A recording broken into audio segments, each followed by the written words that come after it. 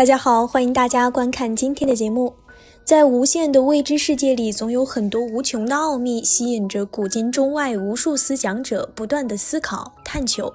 但有一个问题却在过去、现在、未来一直伴随着我们所有会思考的人。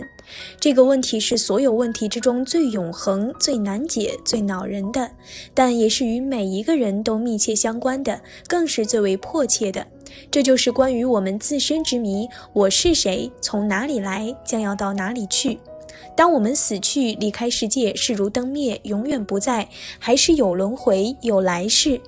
这个问题将一直成为每一个人心中最渴望得到解答的问题。2500多年前，释迦牟尼佛出世，为一切世人解答了这个疑惑：人死不是如灯灭，而是生命的另一种开始。人们都在业力的牵引中不断生死流转，旷劫以来无有停息。虽然佛已经给了答案，但是古往今来依旧还有很多人不愿意相信，固执地认为没有六道，没有善恶因果。最近小编翻到了一个真实轮回者的故事，在这里分享给大家，就让我们一起去探寻一下轮回的真相。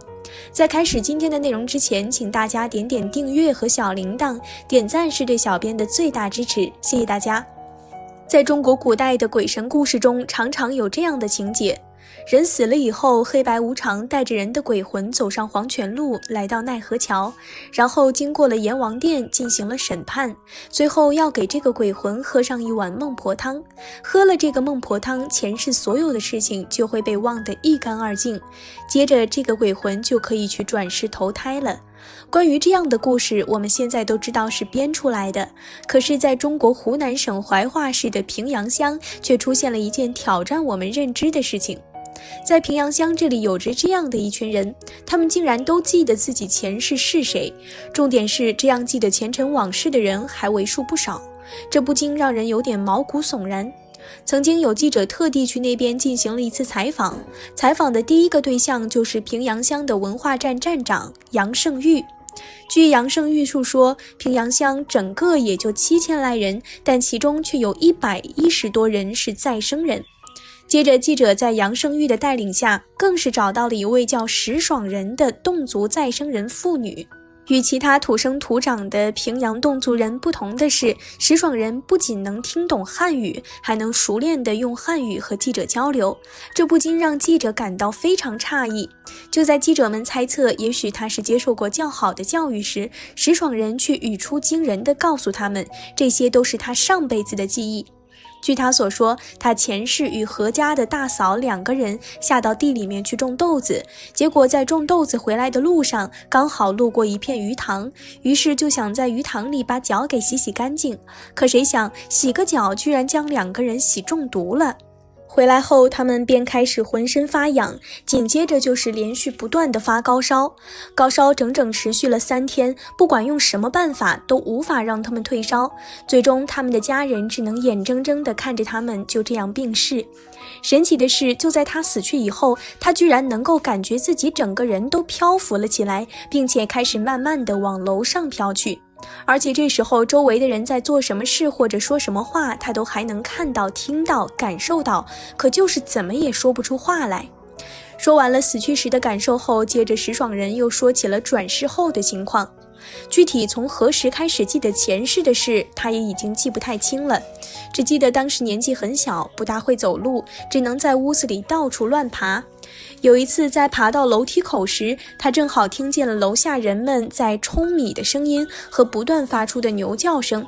听着听着，他就突然如同清醒了一般，想起了前世的事情。等到他长大了以后，他身上开始展现出了种种和当地侗族人不同的地方，比如年轻的侗族妇女都会盘头梳头。虽然石爽人这辈子身为侗族人，但是侗人的头巾他怎么也包不好，侗语也说得不是很好。不仅如此，即使当时已经20多岁了，但是要石爽人来唱侗歌，他居然不是很会唱。要知道，侗族大歌可是侗族最主要的民族文化之一，在从小就耳濡目染的情况下，随便来个小孩都能轻松地哼上2句。可唯独石爽人说，比起侗歌，他更喜欢唱红歌。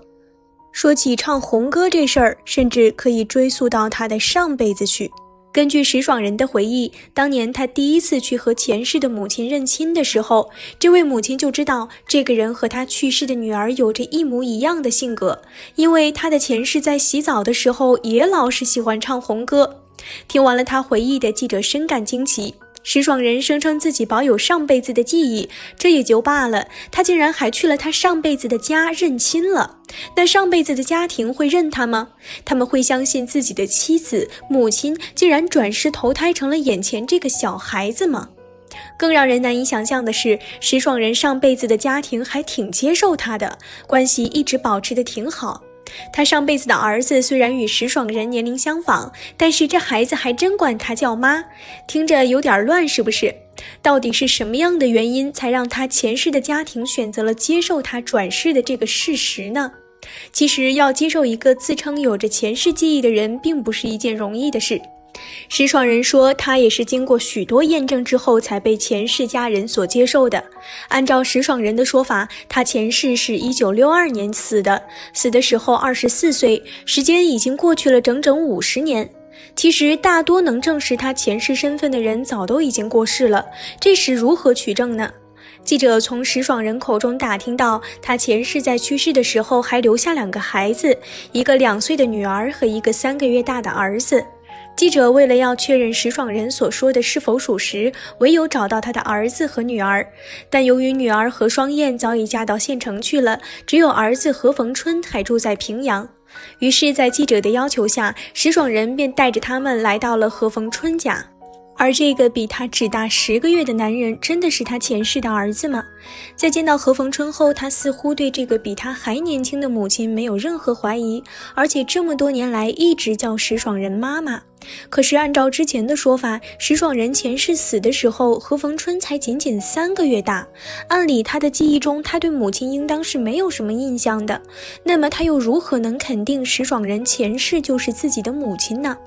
在记者们与何逢春的交谈过程中，他们发现了何逢春对石爽人的了解也是源于家人，毕竟当时的他只有3个月大，不可能通过自己的记忆来判断。但是对于石爽人的身份，这么多年来他却从未怀疑过。在平阳这个地方，石爽人这样的再生人可不是个例，还有一家3、4口都是再生人的，有的原来是爷爷，现在是他儿子；有的原来是男的，现在变成女的；还有的原来是人，后来变成了牛，再后来又变成人。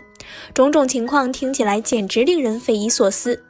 其实像平阳这样的再生人在历史上也并非无迹可寻。1933年，印度德里7岁的小女孩香蒂迪碧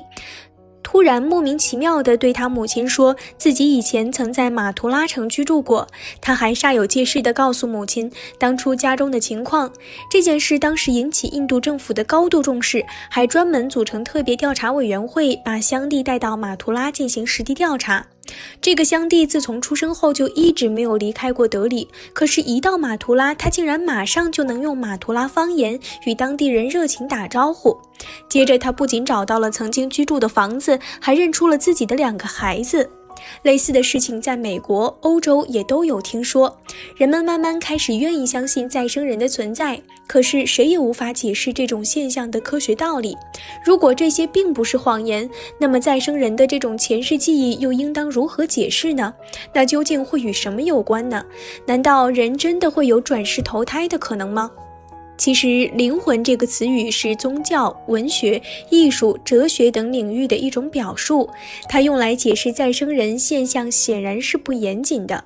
按照我们目前的科学常识，我们都知道人是由各种细胞组成的，一旦细胞死亡了，那么人的生命也就结束了。记忆也好，意识也好，它是人脑细胞的一种作用，一旦脑细胞死亡了，这个意识记忆也就随之消失了。但是随着生命科学不断发展，许多常识也正在被不断的打破。2001年，英国医生山姆·帕尼尔发表了一篇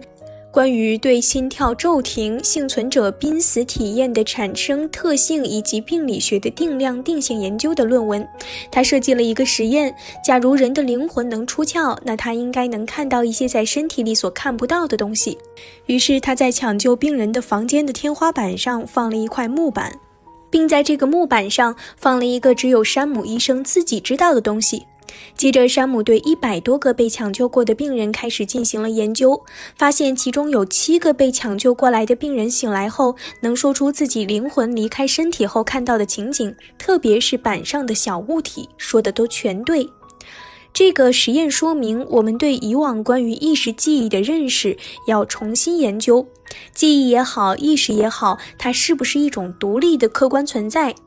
最后，小编相信，随着生命科学进一步发展，前世、轮回这些谜题迟早有一天一定会被彻底解开。好了，今天的内容就和大家分享到这儿了，期待大家在下方评论区留下自己的感悟。那我们下期节目再见。